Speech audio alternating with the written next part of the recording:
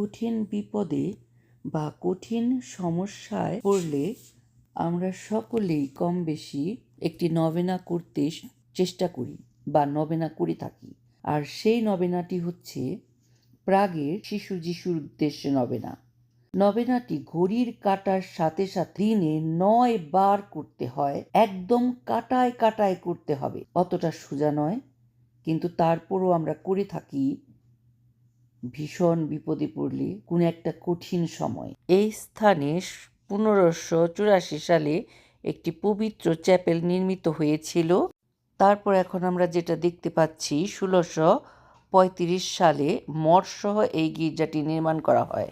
গির্জাটি সম্পূর্ণরূপে সুসজ্জিত, কালো কাঠ আর সোনার অলঙ্কারে সাজানো। এটি হচ্ছে স্বীকারোক্তি। গির্জার বেদিগুলি দুটি অংশে বিভক্ত। বাম দিকে কার্মেলাইট সম্প্রদায়ের সাধু সাধ্বীদের 4টি বেদি রয়েছে, আর ডান পাশে রয়েছে প্রভু যীশু খ্রিস্টের পরিবারের 3টি বেদি। এখন আসি মূল গল্পে। কেন এই গির্জাটি শিশু যিশুর পবিত্র চিত্রের জন্য বিখ্যাত হয়েছে, সেই ঘটনাটি এখন বলছি। এই শিশু যিশুর কাছে প্রার্থনা করে অনেক গুরুতর অসুস্থতা নিরাময় হয়েছে, অন্ধরা দৃষ্টিশক্তি ফিরে পেয়েছে, যুদ্ধ ও মহামারীর সময় সুরক্ষা পেয়েছে, আর্থিক দুর্দশায় সাহায্য পেয়েছে, পারিবারিক শান্তি ও উর্বরতার জন্য বিশ্বব্যাপী বিখ্যাত হয়েছে। সেই বহু যুগে 15 শতকে স্পেন দেশের কর্ডোবা আর সিভিলের মধ্যে একটি জনশূন্য মঠ ছিল। সেই মঠে থাকতেন একজন সন্ন্যাসী। তিনি প্রার্থনা করার সময় একটি ছোট্ট বালকের দর্শন লাভ করেন। এই শিশু বালকটি তাকে অনেক অনেক প্রার্থনা করতে বলেছিলেন। তিনিও সেই মতো ঘন্টার পর ঘন্টা প্রার্থনা করতেন।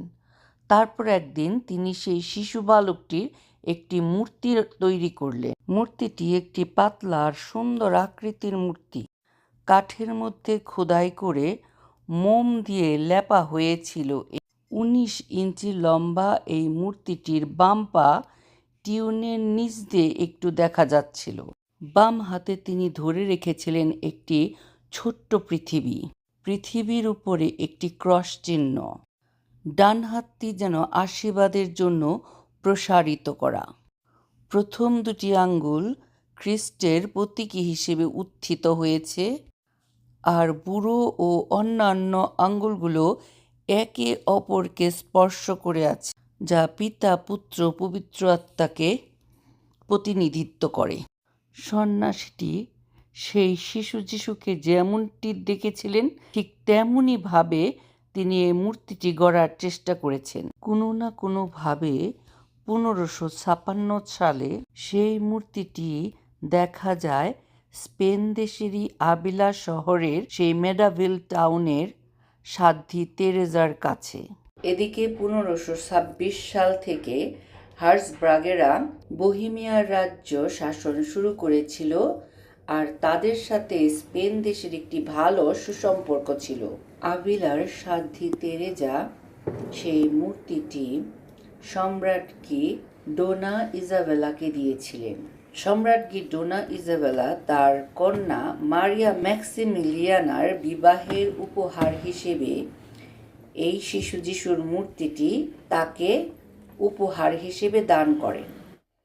আর তিনি বিবাহের পরে যীশু খ্রিস্টের এই পবিত্র মূর্তিটি তার সাথে করে স্বামীর ঘরে নিয়ে আসেন বোহেমিয়াতে, যা এখন চেক রিপাবলিক নামে পরিচিত। তার সাথে বিবাহ হয়েছিল চেক সম্ভ্রান্ত পরিবারের পার্নাস্টেজনের দ্বিতীয় ভ্রাতৃস্লাবের সাথে। এরপর 1587 সালে সম্রাটকে মারিয়া পারিবারিক উত্তরাধিকার হিসেবে তার মেয়ের বিয়ের সময় তার মেয়ে পলিক্সেনা অফ লবকচিভকে বিবাহের উপহার হিসেবে দিয়েছিলেন। 1628 সালে রাজকুমারী পলিক্সেনা অফ লবকচিভ এই মূর্তিটিকে সেখানকারই ডিসক্যালপস কার্মেলাইটসদের দান করেছিলেন। রাজকুমারী তাদেরকে এই উপহারটি দেবার সময় বলেছিলেন, শ্রদ্ধেয় ভাতৃগণ, আমি আপনাদের কাছে আমার সবচেয়ে প্রিয় সম্পত্তিটি নিয়ে এসেছি। আপনারা কখনোই এই মূর্তিটিকে অসম্মানিত করবেন না। আমরা এখন এই যে গির্জাটিতে দাঁড়িয়ে আছি, এখানেই তখন সেই মূর্তিটি বক্তৃতায় স্থাপন করা হয়েছিল, যেখানে দিনে দুবার বিশেষ ভক্তি নিবেদন করা হতো। কার্মেলাইট সম্প্রদায়ের যারা নতুন ব্রত গ্রহণ করতেন, তারা এই মূর্তির সামনেই তাদের প্রথম ব্রত গ্রহণ করতেন। কার্মেলাইটদের ভক্তি ও চাহিদার কথা শুনে হাউস অব হাবসবার্গসের দ্বিতীয় সম্রাট ফার্দিনান্দ তাদের সহায়তার জন্য 2000 ফ্লোরিন ও মাসিক উপবৃত্তি পাঠিয়েছিলেন। এরপর 15 নভেম্বর 1631 সালে সুইডেনের দ্বারা এই বোহেমিয়া রাজ্যটি দখল করা হয়, আর এই কার্মেলাইট সম্প্রদায়কে অন্য জায়গায় স্থানান্তরিত করা হয়। এই গির্জাটি ভাঙচুর করা হয়, লুট করা হয়, আর এই মূর্তিটিকে এই বেদির পাশে একটি আবর্জনা স্তূপে ফেলে দেওয়া হয়। তাতে এই মূর্তিটির একটি হাত ভেঙে যায়। প্রায় 7 বছর এইভাবে যুদ্ধকালীন সময়ে কেউ আর গির্জায় আসতো না, ভক্তি করতো না। কিন্তু 1637 সালে আশ্চর্যজনকভাবে এক কার্মেলাইট আগন্তুক এই মূর্তিটিকে দেখতে পায় আর তাকে স্বস্থানে ফিরিয়ে নিয়ে আসেন। একদা তিনি যখন এই মূর্তিটির সামনে প্রার্থনা করছিলেন, তখন তিনি হঠাৎ এই মূর্তিটিকে কথা বলতে শুনেন। তিনি হতবাক হয়ে যান। তারপর তিনি মাথা নত করে এই মূর্তিটির কথা শুনেন। এই মূর্তিটি বলছিলেন, আমার প্রতি দয়া করো, আমি তোমাদের প্রতি দয়া করব। আমাকে আমার হাত ফিরিয়ে দাও, আমি তোমাকে শান্তি দেব। আমাকে যত বেশি সম্মান করবে, আমি তোমাকে তত বেশি আশীর্বাদ করব। এই অপরিচিত রহস্যময় ব্যক্তিটি তখন প্রভু যিশুর কথা শুনে সেই মতোই আবার তা মেরামত করে স্বস্থানে প্রতিষ্ঠা করেন, আর এটি অলৌকিক ঘটনা হিসেবে বিবেচনা করা হয়। আর এই রহস্যময় ব্যক্তি আর কেউ নয়, তিনি ছিলেন কার্মেলাইট সম্প্রদায়ের ফাদার সিরিল। তিনি এই শিশু যিশুর হাত ঠিক করে তাকে রাজকীয়ভাবে সসম্মানে স্থাপন করেন। ঘটনাটি ঘটেছে চেক প্রজাতন্ত্রের রাজধানী প্রাগ শহরেরই এই গির্জা আওয়ার লেডি অব ভিক্টোরিজ গির্জা কার্মেলাইট গির্জাটিতেই সসম্মানে প্রতিষ্ঠিত আছে। এরপর এখানে আরও বহু অলৌকিক ঘটনা ঘটেছিল। বিভিন্ন রাজাবাসা থেকে শুরু করে সাধারণ জনগণও ভক্তির পুরস্কার স্বরূপ এই 300টি পোশাক দান করেছেন আর 3টি মুকুট দান করেছেন কৃতজ্ঞতা জানাতে। কিছু অলৌকিক ঘটনার কথা আমি এই ভিডিওর শুরুতেই বলেছি।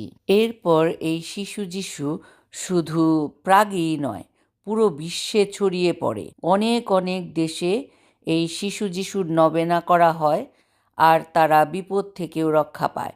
আমিও অনেকবার এই শিশু যিশুর নবেনা করে অনেক উপকৃত হয়েছি। তাই আমি ভক্তি ভরে এই শিশু যিশুর নবেনা করি। আর আমি প্রাগে এখানে এসে নিজেকে অনেক ধন্য মনে করেছি যে আমি এতকাল যে প্রার্থনাটি, যে নবেনাটি করতাম, আজ আমি সেখানে উপস্থিত হতে পেরেছি, নিজে দাঁড়িয়ে থেকে কৃতজ্ঞতা অর্পণ করতে। এই গির্জারই একটি সর্পিল সিঁড়ি বেয়ে উপরে গেলেই এই পোশাকগুলি দেখতে পাবেন। এগুলো সবই জাদুঘরে সংরক্ষিত আছে।